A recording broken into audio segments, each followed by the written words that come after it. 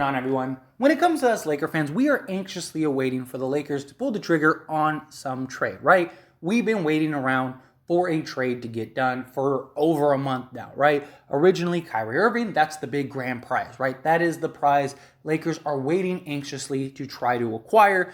We have, the Buddy Hield and Myles Turner deal. We have the Utah deal. We have the Knicks deal. And it seems like every couple days, there seems to be a new deal that comes out of the woodworks that the Lakers may be able to make a trade. There's all these reports about that the Lakers have the assets to acquire some of these guys. And it's like, okay, what deal is available? Why don't you just make that deal? What are you waiting for? To use a movie reference, if you've ever seen Scary Movie or I Know What You Did Last Summer, when the character's running around going, what are you waiting for? That's how I feel, right? You're sitting around, you're like, what are you waiting for, Lakers? Pull the trigger, let's get a deal done. Let's see what this team is going to look like so we can get ready and ramped up for training camp. And us as fans, we can get really excited, right? And we still are about a month and some change away from training camp. And it's very likely that this is going to be drawn out for some time. Right now, the NBA is on total standstill. And a lot of that has to do with these trades, right? Kyrie Irving. Lakers want Kyrie Irving. But Kyrie Irving likely isn't going to get traded until Kevin Durant. And the big question is, why are the Lakers being so patient? There are deals on the table, right? There are reports and rumors that the Lakers just need to do this to get this. And the big problem is we as fans are let's do it. Let's get it done. Chop, chop. Come on, Lakers. But I wanted to make this video to kind of explain why it makes a lot of sense for the Lakers to be patient, as well as what I believe is the biggest reason based on the information we have as to why the Lakers haven't pulled any deal in general. And we'll start with the Kyrie Irving deal, right? Right now, Kevin Durant has the NBA on frozen mode, right? No free agents are signing, and there are still some quality free agents out there. No NBA players are being traded, right? Donovan Mitchell, like I said, the Turner deal, the Knicks, the Jazz. You have, Miami's trying to get a deal done. You have all these teams kind of waiting in the wings for Kevin Durant. And when you're the Brooklyn Nets, you're patiently waiting for Kevin Durant to get traded because you're either going to do two things. You're either going to keep Kevin Durant or you're going to trade him. And based on what you end up doing dictates what is going to happen. Now, I am somebody that believes that they are likely to trade Kyrie Irving regardless of what happens with Kevin Durant. But again, you might be thinking, well, then why don't they just trade Kyrie Irving? Because depending on what happens with Kevin Durant could dictate what happens with Kyrie Irving as far as the value of the trade. So if Kevin Durant ends up getting traded, right? Let's say the Boston Celtics, for example, give up Jaylen Brown, Marcus Smart, Derek White, 2 first-round picks. They go all in for Kevin Durant, right?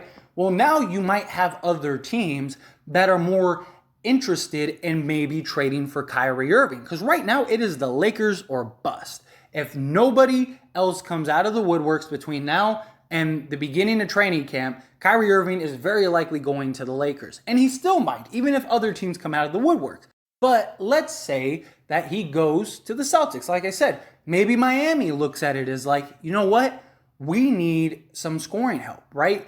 Kevin Durant just went to the team that just beat us and went to the NBA Finals and just upgraded Jaylen Brown for KD. And they got some other players, some other additions in the offseason. We could use another elite scorer.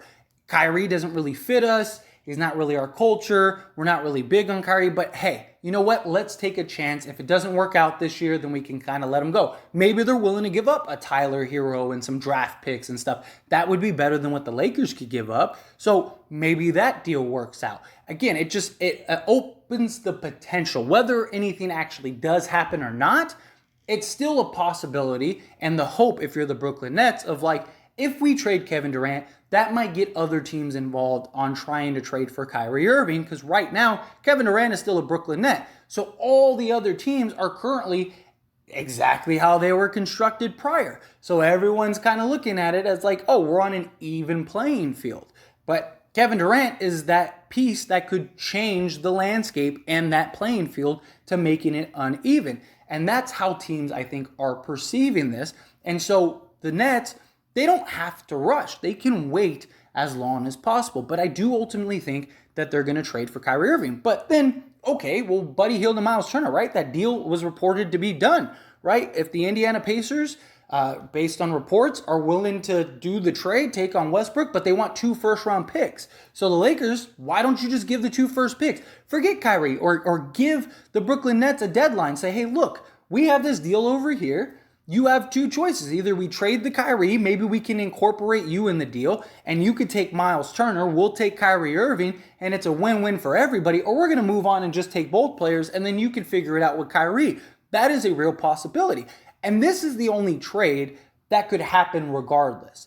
But here's the thing with this trade, is when you're talking this trade, it's not going anywhere. No one is knocking on the door to take on Buddy Hield's 2-year, $40 million contract. You know, outside of shooting, he doesn't provide anything. He's Duncan Robinson 2.0. And we saw what happened with Duncan Robinson when he's not just lights out on fire. He can't even make a rotation because he can't play defense, can't do anything else but shoot. And Buddy Hield, he's on a 2-year deal. And Buddy Hield is not a player that is going to change the fate of any franchise. There isn't a franchise out there right now that is like, Buddy Hield, if we went and traded for him and we gave up like 2 first-round picks, he's a guy that's just going to take us over the top. No, the Lakers, I still don't know why they want Buddy Hield, but I mean, I don't even think the Lakers think like Buddy Hield is the missing piece we need to win a championship. I just think they're like, we're desperately needing shooters, so let's go get one of the best shooters in the game. And he's on a bad contract, but hey, it's only 2 years. Maybe we could ride it out. We could always try to flip him next season because he's an expiring contract. You know, if it works out, great. If it doesn't, it doesn't. Myles Turner, you might be thinking, Myles Turner is a great player. But again, nobody is knocking on the door for Myles Turner. And it's not because Myles Turner isn't great. I mean, he's a great player. He's young. He's all those things. But he's an expiring contract. So how many teams want to give up assets and trade for a guy that could just leave you?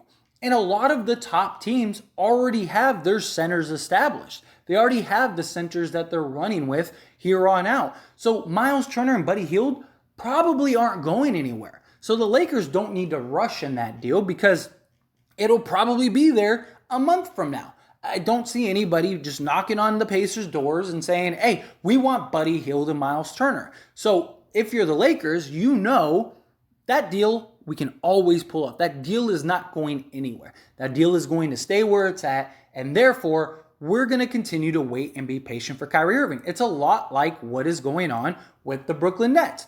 They know what the Lakers' deal is for Kyrie Irving.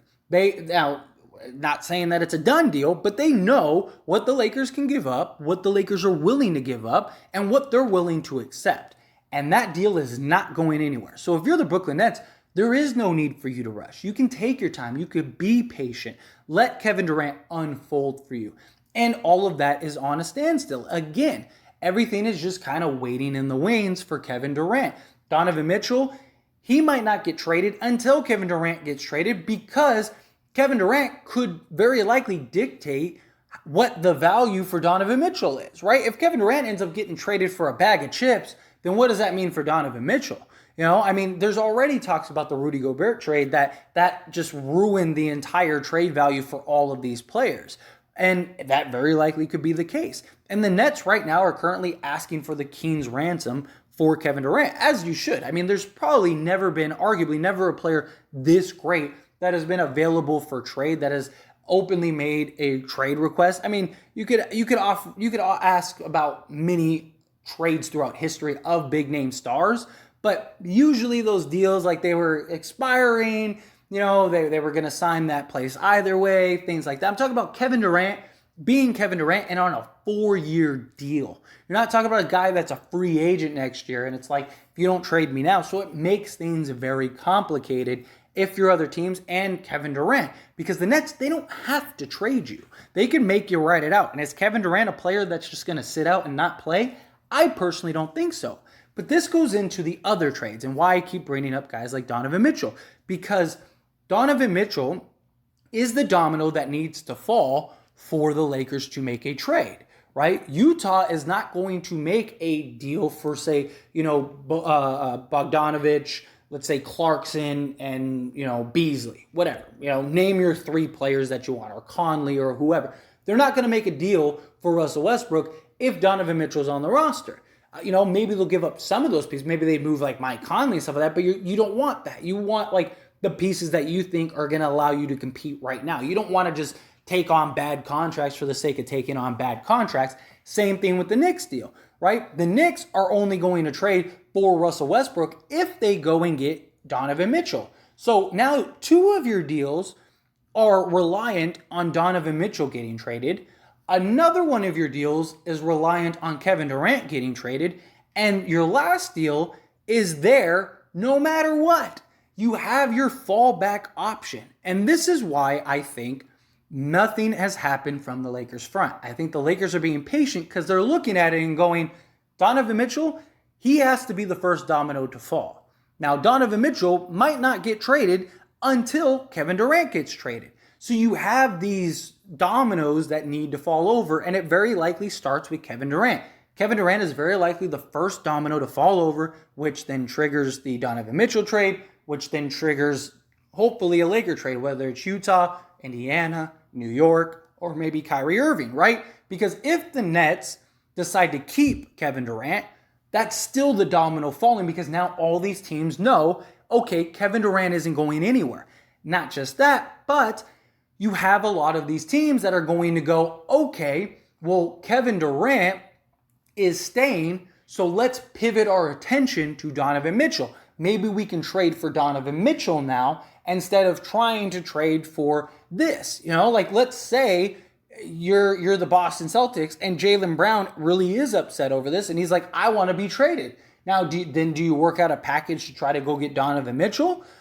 Possibly. Maybe you go get Donovan Mitchell, Beasley, and then Bogdan, and you give up, Jaylen Brown and Derek White or something like that. Now you get, your kind of replacement for Jaylen Brown. He's not. I don't think Donovan Mitchell is as good as Jaylen Brown. I'm just saying. I'm not saying that would happen. I'm not saying that the Celtics would do something like that. I'm not saying that they even should trade Jaylen Brown. I'm just saying, like, let's say Jaylen Brown's like, look, Kevin Durant, he's staying. You wanted to trade me? Guess what? Trade me because I'm not re-signing with you. So at this point, it's like, do we take a risk and hope that another superstar gets available? Or do we try to go get the guy in Donovan Mitchell right now and then we trade, Jaylen Brown and then they can kind of figure it out?